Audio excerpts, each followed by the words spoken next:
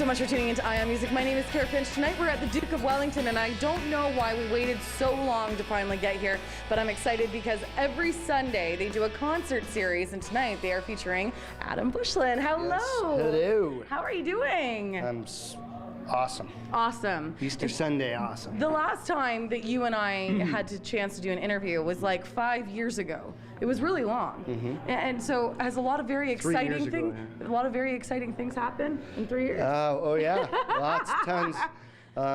You know, divorced. It's good. This is a very personal Ion Music tonight, I think. A lot of music though. I'm a classical upright bass player now. A classical upright bass player. Yes. Where did you like wake up one morning and say like I'm going to be an upright bass player? No, I've always had a passion for it and stuff. So I just got off my ass and I'm going to do something different, and that's what I'm doing. Wow. Well, maybe tomorrow you'll wake up and you'll be like a figure skater. No. You don't think that'll ever happen? I'm staying in the music still. And speaking of the music, you've done so much in the last 3 years, and you're gigging routinely around the region and beyond. Tell me a little bit about it. A ton of different bands. Bands out of Hamilton. I'm a band member with the Chris Chambers Band. The Travoltas still. 15 years, I think. And Steve Strongman once in a while, Juno nominee. He's a Maple Blues guitar winner this year. Yeah. What else? Mike Erb, he's playing tonight. Is it strange for you to try to go to each different band, as they're so, you know, they are really eclectic from one another. I mean, great singer-songwriters, but being a part of all these different sort of entities, does that ever get difficult for you, or do you like the change? I like the change, yeah. If I don't have that, then I would never want to do the same thing over and over again. So how do you keep all the songs straight, though? Lots of years of doing it, 20 years. Okay. 20 years. Now, some of these bands, of course, are cover bands. Some of them are originals. Which do you prefer? Are the covers more difficult? The bands that I play with, other than Travolta's, the other bands I play with, we incorporate originals. Okay. But we have to make a living, so we have to do covers, because the bar scene is just going down a little bit. You've been in the scene a long time, so I mean, when you're talking about it going down this way, has this been something that's been sort of consistent, or is it going faster? What do you think? Up and down over the last 10 years. Okay. And when I started, it was all original music.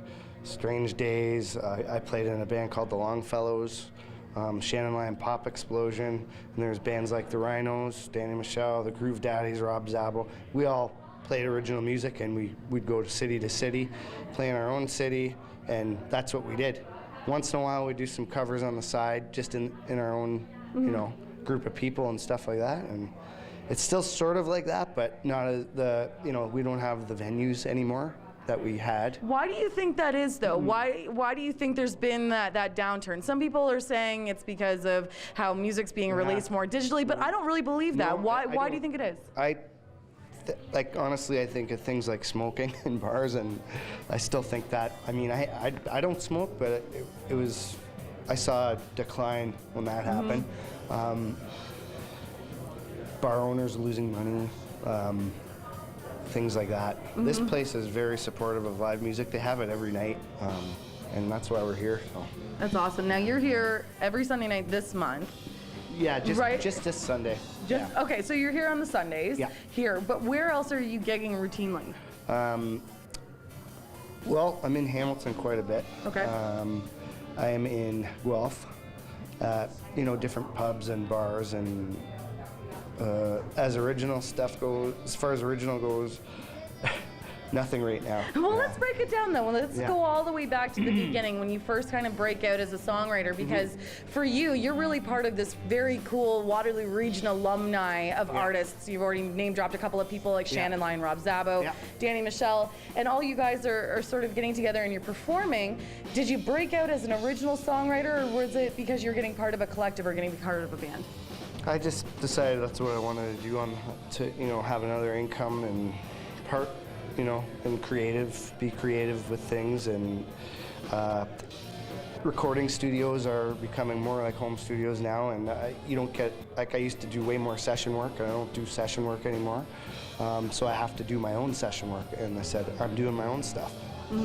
so I can play all the instruments if I want. I can hire my friends to come and play, and that's how it works. Does there have to be a defining moment in your life where you're like, oh, you know what, this song is pretty good. I think I've written something that has some merit that I can actually, you know, expose to people. Does that ever happen? Yeah, a few songs on both the CDs, I have people go, you know, you got to do something. Like, that's a good song. Okay. Ian Smith and I wrote Country Life, and people go, like, why aren't you doing something with that? I go, I don't know what to do. But it's, you know, you just got to keep working and just, I gotta get out and play more. I gotta get out and play more. So. And okay, so now, how old are you at this time? Where you picked? I have to know. Were you that kid at Christmas time who got a guitar and was like, this is what I'm going to do with the rest of my life, or did that sort of come to you naturally over the years? Well, I wanted to be a session player when I was about 18. I was like a bassist, and I'm still a bassist, but I wanted to be a bass guitar player, and I still am a bass guitar player. And in fact, when I first released this CD, I was playing guitar, but now I'm back on bass on my own music too, and I really enjoy that. And so you start on the bass. Yeah. What else do you play? I play guitar, and then, you know, upright bass, the double bass. I was waiting for the Tuba. saxophone. Oh, a tuba! Yeah. That's exciting. I played violin when I was younger. Okay. What do you think then? What's your favorite instrument to play? I mean, you said you play the upright bass, but is there one like a kazoo or something that you pull out once in a while? The tambourine? Double bass with a bow. Double bass with a bow. Progressive bluegrass. All right. I'm totally, that's what I'm all about now. Punch Brothers, yeah. Okay, so you're 18, you come out, you're a session musician. Do you remember the first record you played on? Yep. Okay, what was it? It was the Longfellow's Pale. It was a tape. It was a cassette. Yeah, Chris Riding from Sherwood Systems recorded it at Rabbit Track Studio, and that's a whole group of people that are amazing too, and they're still kicking around. It's good. You know, your whole face just changed when I asked you to reminisce about the first album that you actually recorded on. I love it, Pale. Did you get to collaborate on that record, or were you just sort of brought in as a session musician? No, I was in the band. Okay, so you're in the band. The first session that I did, I don't know. I'm gonna say, I don't remember. I've done a lot of songs. I don't remember the first actual session, but I'm working with a guy, Vanya, right now. And that's Love Vanya. Sue Alexanian. Okay. I did some session work with her a long time ago. Shannon Lyon was probably the first guy that hired me to do some session work for him. Okay. But I ended up in his band after. So. And then now somehow along the way, you know, you're in these bands and you're doing some session work, you break out as a solo artist and you're starting to release some records. So we're going to talk about those records. Okay. We're going to talk about the show tonight here on Ion Music. Don't go away, and we'll be back after this. Welcome back to Ion Music. My name is Kara Finch. Tonight we're at the Duke of Wellington in Uptown Waterloo. I love this space. It loves live music. And tonight they're featuring Adam Buschlen. Hello, my dear. Hello. So before the break, we were talking about you being a part as a session musician. You were part of a number of different bands. Then you break out on your own. Tell me a little bit about the first record you released. The first record I released was called Ride, and that was in 2005. Recorded in Hamilton. Craig Lapsley recorded it. Drummer, Sass Jordan drummer, King Apparatus, really good friend of mine. Playing the Travoltas together and stuff. Sorry about the name dropping. And no, it's good. Yeah. It's good. It makes you seem legit. Yeah, exactly. Musician, yeah, that's the truth. And that I did well with that. I really did it more. It was a band album, but I worked hard as a solo performer promoting that album. Okay. So when, in your career then, you said you were 18 when you get started as a session musician, you're working with other bands, but how long did it take you till you actually released an album? How old were you? I was 29. 29? Yeah. So why wait 10 years? Is that 11? I can't do math very well. I would like to think I was too busy. Okay. Yeah. So what kind of courage does it take at that point then to finally say, I'm going to lay down some of the songs that I've been working on? I had to do something else.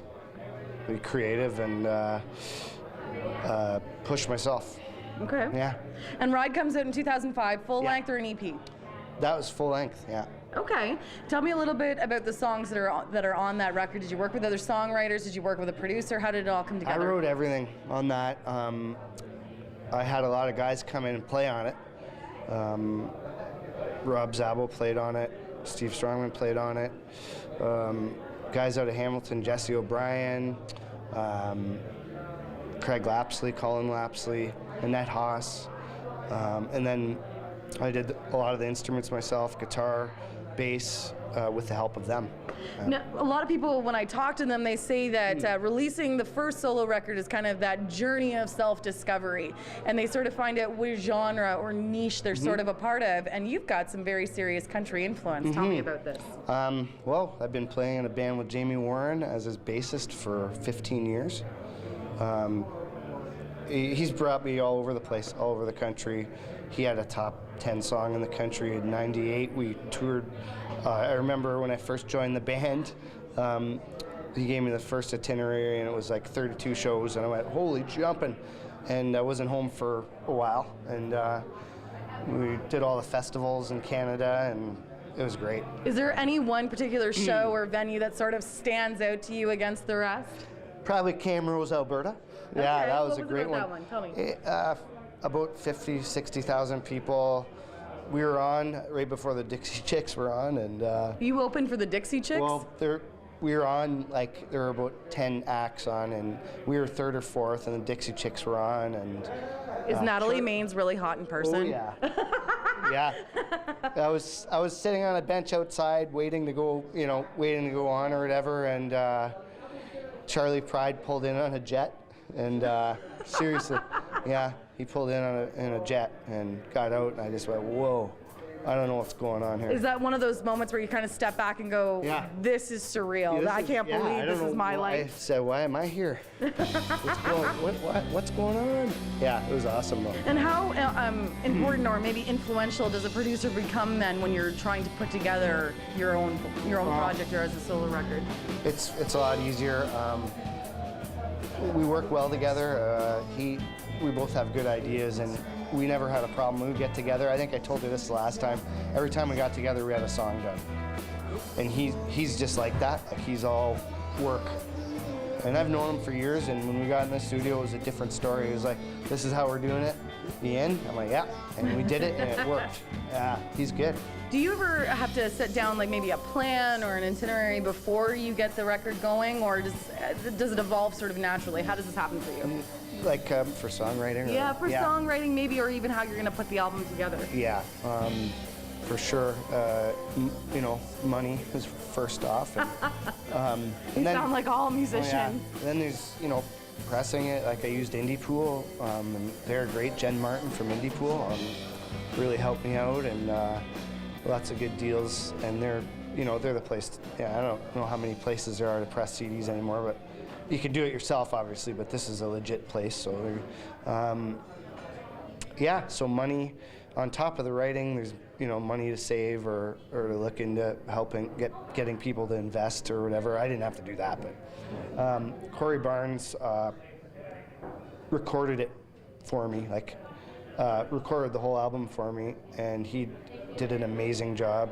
He's just the best guy ever. So he, he's been doing it for years, so he has a lot to offer and advice for where to go, where to press it, what to do with the album when you're done. And I could go on and on about that stuff. I don't know.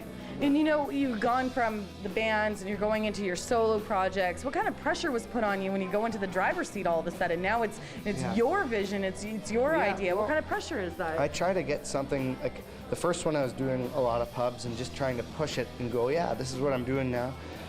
The last one I had some other options. A TV show option. I had a song on a TV show, a sync. I had a tour lined up where I opened for Jamie Warren. So I opened the show and then I played in his band after. And that got me out there in Western Canada a bit, and it was good. And since I've been back, and whether or not you planned it, it sort of sounds like it was a good idea to get involved with all the musicians, be a session musician, and then release the solo projects, because you kind of could do tap on the shoulder Yeah. and ask for the favor. Oh yeah, I had a lot of help. Yeah? Yeah, everybody helped me. Oh, that's awesome. And I try to help them back as much as I can too, so. Well, that's awesome. So now, when you're talking about Roll With It, and that was released, what year was that? 2010. Okay, Yeah. and now you're working again with Ian Smith, looking to release an EP perhaps maybe next year. Tell me about Yeah. it. Well, I'm taking a song or two off the first CD I did, and off of Ride, and a few off of this one, and recording a few more. I'm gonna do like a 6-song EP. I'm gonna call it Country Life, and I'm gonna roll with Is that. it that one with your hand over your face? That's the first one. Is that the first? Okay, Yeah. can you do it? Jody, can we get a shot of, I love this. Who took this photo? A girl from Guelph, a photographer, I forget her name. Oh, that's nice. That's awful, but I only met her once, but she does a lot of that stuff. JD Mass did the artwork, but yeah. That's a good Actually, look for it's you. like this. It's like, oh my God, what am I doing? It's a good look Yeah, for you. thank you. All right, so tell me, okay, Country Life. Yes. So this record is country by nature through and through? It's not like new country, it's roots rock. Okay. But I'm calling it Country Life, and the song's called Country Life. And it's a good song. And we're gonna do a video. You're gonna do a video. Who's Yeah. working with you on this one? You guys, no, I don't know, Jody Buschlen's working with me on that. Awesome. And yeah. All right, well, you're playing here tonight. You've got some people who are on the bill before you. Who's playing now? Mike Erb is on right now, and he's opening solo, and we're gonna join him in a bit and play some band songs with him as well. Awesome. And we're going to talk more about that here at the Duke tonight. We're talking with Adam Buschlen. You're watching Ion Music, and we'll be back after this. Welcome back to Ion Music. My name is Kara Finch. Tonight we're at the Duke of Wellington in Uptown Waterloo, and we are talking with Adam Buschlen. How are you doing? Good, I'm doing great. How are I'm you doing? very proud of you for getting through all this interview tonight. I love it. I love it. Maybe, yeah. You've got a career, though, that's like starting to seriously span some years. When you look back, can you see sort of an evolution in your music? Yes, I can. Just try to be solid. I'm always playing with good musicians and always trying to better myself for that stuff. And you got to play with people that are better than you, and that's what I try to do. All right, and for musicians tonight, who are you playing with? Gord Stevenson, the best drummer ever. And John, That's a tall order. Yeah, John Steen is playing guitar, and there might be a slide guitar player in there, Ben Kemple. Okay. Yeah. And what kind of a night is this? Is this all originals? Is this covers as well? What's tonight? It's all originals, songs off the first and second record that I did, and I think I might throw a Tom Petty song in there for you. For me. Yeah. Which one though? No Reason to Cry is my favorite one right now. What's the song where it's my on sister Mojo. got lucky, she married. Oh, and You're So Bad. Yeah, can you do Yes. that one for me? I could. All right. Yeah, I like that one. Me too. Yeah. That's a Yeah. good song. Okay, so for when you're looking back on the 2 albums that you've released so far, is there a song in particular off those records that you love to play live that get a really great crowd response? What is it for you? I like Roll With It. It's got an anthem feel to it, and just Okay. like rock. Yeah, it's And- good. It's happy. What for you as a songwriter, though? You know, some people will say the song kind of just came to me and I had to get it written down as fast as I could. Oh, yeah. How does it work for you? I've had that happen, Okay. and sometimes you have to work out a song. So there's different, on the CD, on Roll With It, there are songs that came to me when I was walking down the stairs or driving in the car, or, then You do stop first, right? yeah, then there are other tunes where I'm sitting there for hours going, I can't finish this song. And then what do you do when you're in the middle of your songwriting process? Are you the kind of person that like sings into his iPhone? How does it work for you? No, well, worked with Ian a lot, and we would just write stuff down and keep trying stuff over and over again, and until it worked. Awesome. Yeah. Awesome. Well, that's easy enough. Sometimes it would just happen fast. The first CD, lyrics were just coming out like that. The last CD, it was like, I'm glad Ian was there. So, What about a surprising influence? Who maybe is on your iPod that you love to listen to and nobody else may know about it? the Punch Brothers. I don't even know who that is. They're a progressive bluegrass band out of New York. I go everywhere to see them. I was waiting for like Miley Cyrus. No. No, Chris Steele is one of the most amazing musicians you would ever see. He's a mandolin player. Jojo Ma, one of the best cellists in the world, and Edgar Meyer. There's these classical meets bluegrass type guys, and they're getting together and they're laying down some serious music. And what about for maybe life experiences then? Where are you drawing a lot of the inspiration for what ends up in the lyrics of your music? Well, children, divorce. I hear that helps. Yeah, death. I guess, I don't know. Love.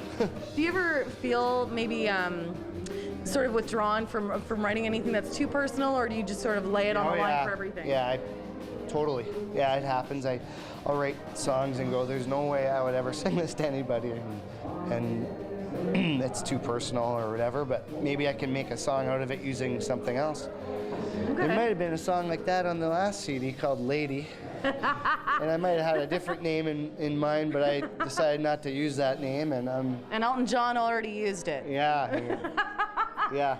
So what about your catalog then? I can only imagine that you probably got so many songs that maybe didn't make it to the record. How many songs do you think you might actually have collected over the time? Well, I don't know. I'm pretty picky about that. I've probably written, not including the CD, like maybe another 20 to 30 songs over that. And how do you pare them down? How do you make the decision? Well, most of them aren't finished, and I just go, I just leave it. And I might come back to it. Mm-hmm. There's a song that I wrote in 2005 time when I did Ride, and I wrote it. It's called Lonely Town, and I ended up putting it on the next CD, and it's one of my favorite tunes as well to play. You know, a lot of musicians will tell me that with the opportunity to be playing live on the stage, they'll introduce new songs from maybe an upcoming record, or just to sort of get a feel for the crowd. How about you? Do you do the same thing? Yes. Yeah, I will introduce stuff tonight. Maybe play I'm not quite sure if I'm going to play the new song that has been written in the last month or whatever. I don't think it's ready yet, but we did work on it the other night when we practiced, and we'll see. Will that really make or break a song on the record, though, if the crowd doesn't enjoy it? Not at all. No. You just tell them to look for it anyway. Yeah. Well, this is all I got. Well, the weather is certainly getting warmer. That means summer is coming. Yeah. What does your summer look like for you and music gigs? Well, I'm playing a few festivals. Solo with other bands. I'll